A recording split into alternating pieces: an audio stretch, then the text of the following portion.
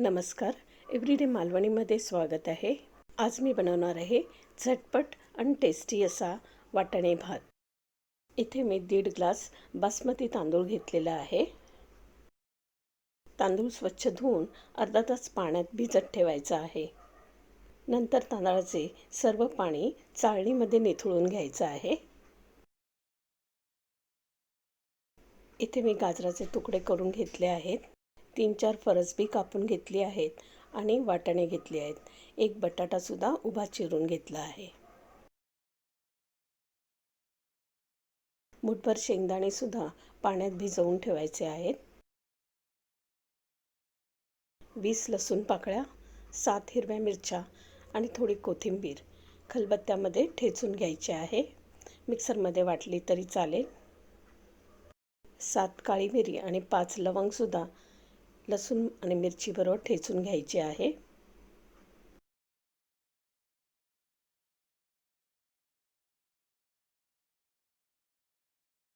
दोन वेलची, एक मसाला वेलची, 2 दालचिनीचे छोटे तुकडे, एक चक्री फूल.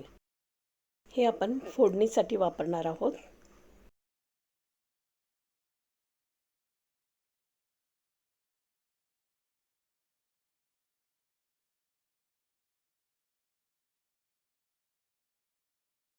लसूण, मिरची, कोथिंबीर, लवंग आणि काळी मिर याचा ठेचा आपण करून घेतला आहे. टोपामध्ये फोडणीसाठी तेल गरम करून घ्यायचं आहे. तेलामध्ये वेलची, मसाला वेलची, दालचिनी आणि चक्री फूल घातला आहे. ठेचलेला हिरवा मसाला घालायचा आहे.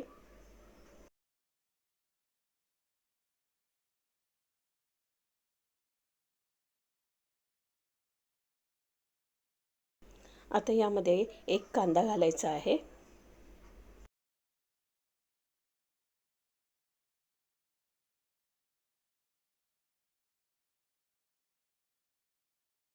एक टोमॅटो घातला आहे.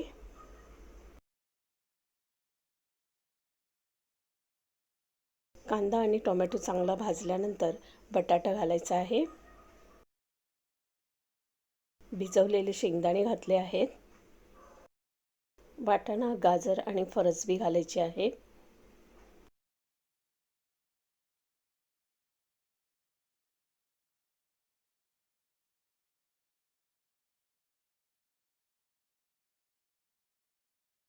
सर्व भाजी तेलामध्ये चांगली भाजून घ्यायची आहे आणि मिनिटभर झाकण लावून ठेवायचं आहे.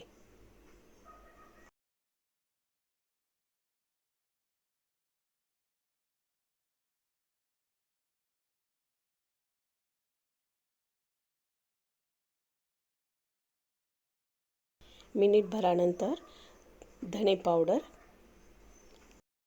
बडीशेप पावडर, जीरा पावडर आणि गरम मसाला हे सर्व जिन्नस घालून चांगलं भाजून घ्यायचं आहे.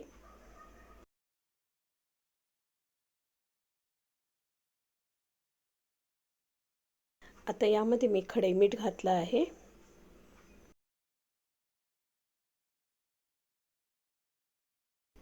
तांदळामधलं पाणी चाळणीमध्ये चांगलं निथळून घ्यायचं आहे आणि तांदूळ आपल्याला भाज्यांमध्ये घालायचे आहेत.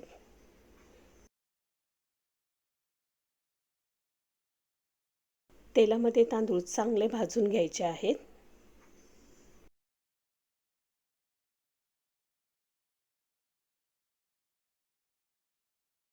आता यामध्ये मी 3 ग्लास पाणी घातलेलं आहे.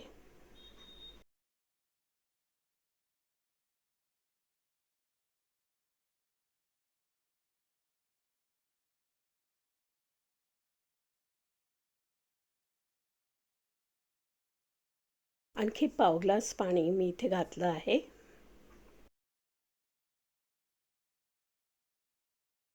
आता 10 ते 12 मिनटं झाकण लावून असंच ठेवायचं आहे.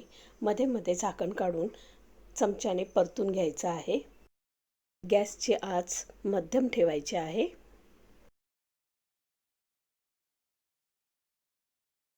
बारा मिनिटानंतर झाकण काढून कोथिंबीर घातली आहे. परतून घ्यायचं आहे. पाणी वगैरे चेक करायचं आहे आणि पुन्हा झाकण लावून 5 मिनिटं ठेवायचं आहे.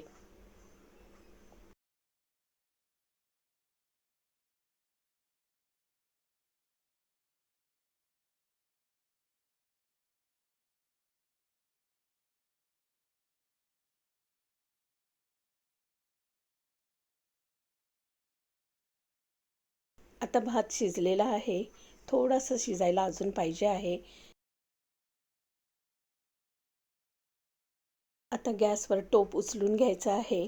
तवा ठेवायचा आहे आणि तव्यावर आपल्याला टोप ठेवायचा आहे. आता झाकण लावून 5 मिनिटं भात मुरवून घ्यायचा आहे.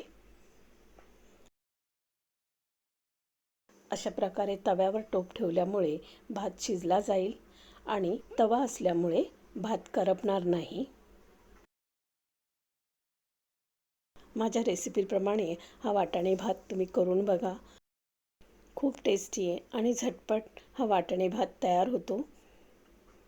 ऑफिसला जाताना किंवा ऑफिसवरनं आल्यावर तुम्ही हा झटपट होणारा भात करा. मुलं तुमची खूप खुश होतील. रेसिपी आवडली तर लाईक, शेअर आणि सबस्क्राईब नक्की करा.